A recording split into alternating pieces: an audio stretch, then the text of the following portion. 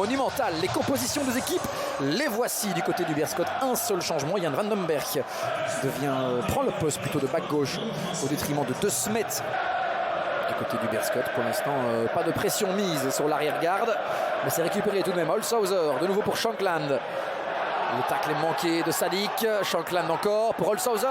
Holzhauser, la sortie de Van de Voort. Et ce sera un corner. Genk qui encaisse beaucoup sur phase arrêtée.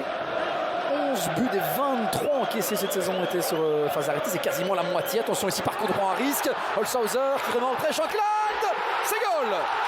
C'est 1-0 après moins de 4 minutes, je vous le disais. Le Beerscot réalise une excellente entame de rencontre après 2 possibilités. Voici déjà le but pour les Anversois. De quoi faire bondir le banc qui marque son 2e but de la saison. On va revoir ici cette perte de balle de Rozovski. Et puis ensuite, le superbe geste, il faut le dire. Se battre pour être meilleur buteur. Attention ici, Pencil. Pencil, il y a 2 joueurs du Beerscot qui se retrouvent au sol. Pencil encore. C'est sur Van Hammel. Le ballon avait été légèrement dévié par un défenseur du Beerscot. Un entraîneur très impliqué, nous dit-on ici. Attention ici par contre, Onuachu. À droite, il y a Ito. La balle arrive dans les pieds du japonais. Ito pour Onuachu, la tête en retrait ici. Il faut frapper, il faut marquer. C'est sur Van Hammel. Il n'y a rien, estime l'arbitre. Évidemment, ici on est furieux dans les travées. Par contre ici, attention, Pencil. Non, ce n'est pas cadré. Ah oui, effectivement, ici tout le monde est furieux. On estime qu'il y avait une faute sur Shankland.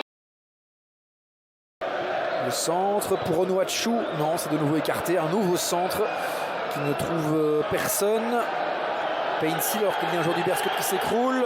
Onuachu, la tête. Et l'arrêt. Mais quelle parade de Mike Van Hammel. Ce n'est pas terminé. Ce ballon qui traîne encore dans le petit rectangle. Pencil qui peut frapper. Ça fait au-dessus. Alors que du côté du Beerscot, on est près de Mike Van Hammel. On va d'abord revoir le duel ici. Torstvedt, là, oui, qui met un coup. Et puis ensuite, Radic qui s'écroule. Et puis, regardez-moi cette parade de Mike Van Hammel. Et puis ensuite, Pencil qui enroule ce ballon, mais voire plus, si affinité. Caicedo. C'est joliment joué la part de Caicedo. Caicedo, il y a l'appel à droite de Alaimia. Il a trouvé Alaimia qui peut centrer, qui peut frapper pour Nubissi. Non, pour Van de Voort. C'est loin, c'est vrai, mais je ne serais pas étonné de voir une possibilité directe. Eh bien non, ce sera pour Preciado. Qui trouve Ito. Ito qui passe face à Caicedo. Ito encore en 2e zone, la tête. Ce n'est pas cadré.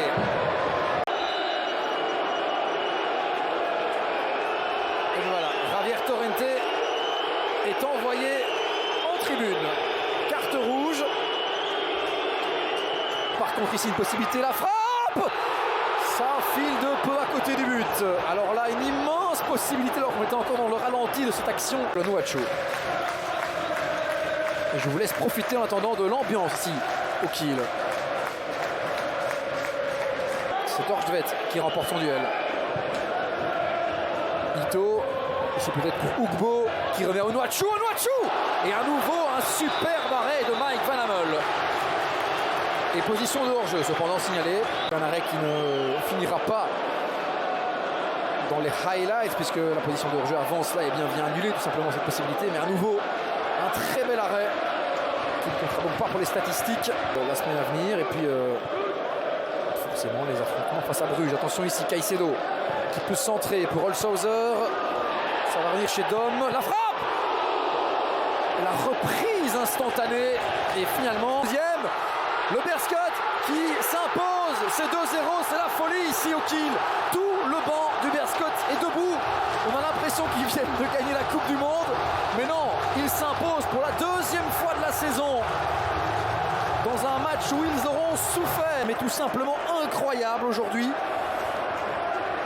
Quel match du jeune équatorien qui se joue ici de Van de Voort et qui inscrit son tout premier but pour le Beerscot. Mais quel but! Quelle importance il a ce goal!